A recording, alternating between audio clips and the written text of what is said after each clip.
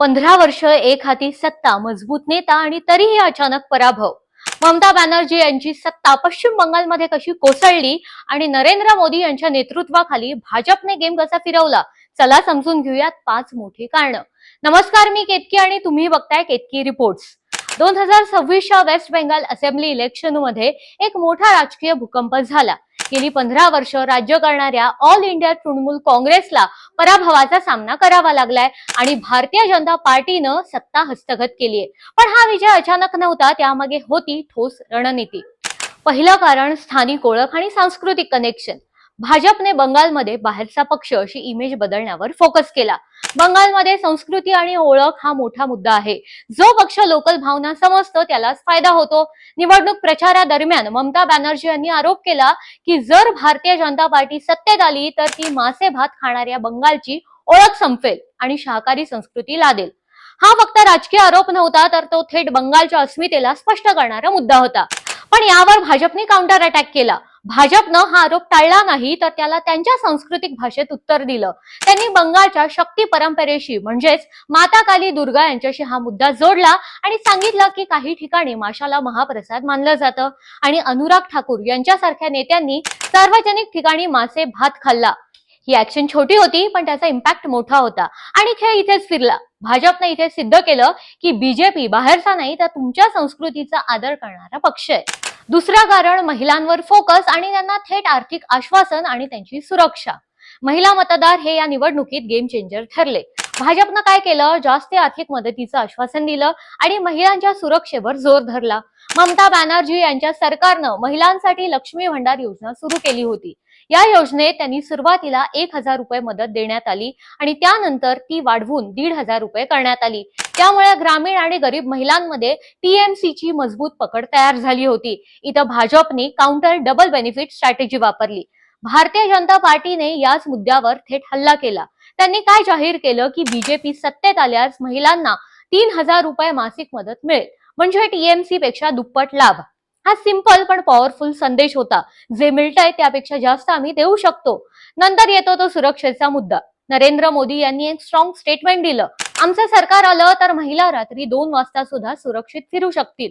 हे statement directly counter होतं ममता बॅनर्जी यांच्या रात्री बाहेर पडू नका या सल्ल्यासाठी. त्यामुळे महिला मतदारांमध्ये कंपॅरिझन सुरू झालं.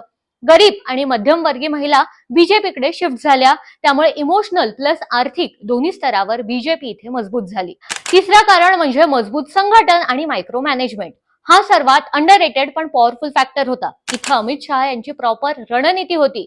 प्रत्येक बूथवर लक्ष, मोठमोठ्या रॅलीज किंवा स्पीचेस पेक्षा प्रत्येक मतदार पर्यंत पोहोचणं हा त्यांचा फोकस होता. त्यांचं लक्ष होतं booth is the real battlefield.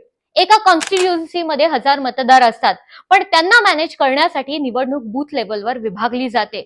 एक बूथ म्हणजे साधारण 800 ते 1200 मतदार. अशा प्रत्येक बूथसाठी वेगळी टीम आणि त्या भागात कोणते मुद्दे आहेत यावर स्पेसिफिक टार्गेट कॅम्पेन करणं.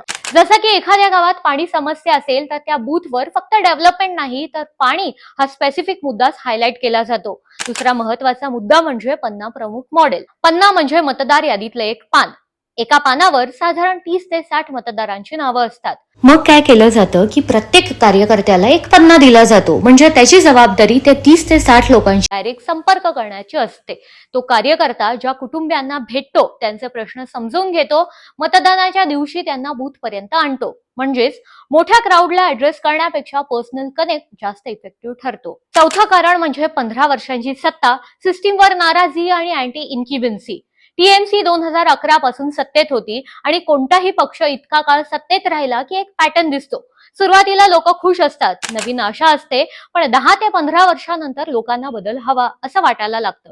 सिस्टीम बदल फ्रस्ट्रेशन वाढतं. त्यालाच म्हणतात अँटी इन्क्युबन्सी. समजा तुमच्या एरियामध्ये एकच नेता 15 वर्ष आहे. सुरुवातीला रस्ते बनले, कामं झाली, पण नंतर तेच लोक पुन्हा पुन्हा सत्तेत येतात. नवीन कामं कमी होतात आणि मग लोकांच्या तक्रारी वाढतात. तेव्हा लोक विचार करतात, एकदा दुसऱ्याला चान्स तर देऊयात. अशी इथे सिस्टीमवर नाराजी होती आणि एक मोठा आरोप होता, तो म्हणजे सिंडिकेट राजचा. म्हणजे काही लोकांचा गट, जसं लोकल नेटवर्क, जो कन्स्ट्रक्शन, कॉन्ट्रॅक्ट, मटेरियल सगळं कंट्रोल करतो. समजा तुम्ही घर बांधताय, तर तुम्ही वाळू, सिमेंट कुठून घ्यायचं हे मार्केट ठरवत नाही, तर लोकल सिंडिकेट सांगतो आणि तुम्हाला जास्त पैसे द्यावे लागतात. जर काही सरकारी योजना मिळवायची असेल तर लोकल नेटवर्क शिवाय काम होत नाही. त्यामुळे इथं भारतीय जनता पार्टीनं स्मार्ट मूव्ह खेळला. त्यांनी काय टाळलं? थेट ममता बॅनर्जी यांच्यावर पर्सनल अटॅक नाही केला, तर त्यांनी इथल्या संपूर्ण सिस्टीमवर प्रश्न उपस्थित केले. सो लोक आधी ममता वर्सेस बीजेपी असं बोलायचे, पण आता चेंज वर्सेस नो चेंज असा फरक करायला लागलेत आणि इथेच मतदार शिफ्ट झाला. पाचवं कारण म्हणजे मतदार यादीतला बदल, जसं की शुद्धीकरण. वेस्ट बेंगाल असेंब्ली इलेक्शन 2026 आधी एक मोठा वादग्रस्त मुद्दा समोर आला, तो म्हणजे मतदार यादीतला मोठा बदल. इलेक्शन आधी मतदार यादी अपडेट करण्याची प्रक्रिया होते.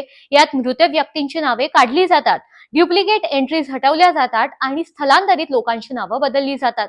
साधारणपणे ही एक प्रशासकीय प्रक्रिया असते, पण यावेळी काय घडलं? अंदाजे 91 लाख नावं वगळली गेली. इथे एकूण मतदार 7.66 कोटी इतके होते, ज्यापैकी 6.75 कोटी वोटर्स व्हॅलिड ठरले. म्हणजे यात सुमारे 11.8% घट झाली.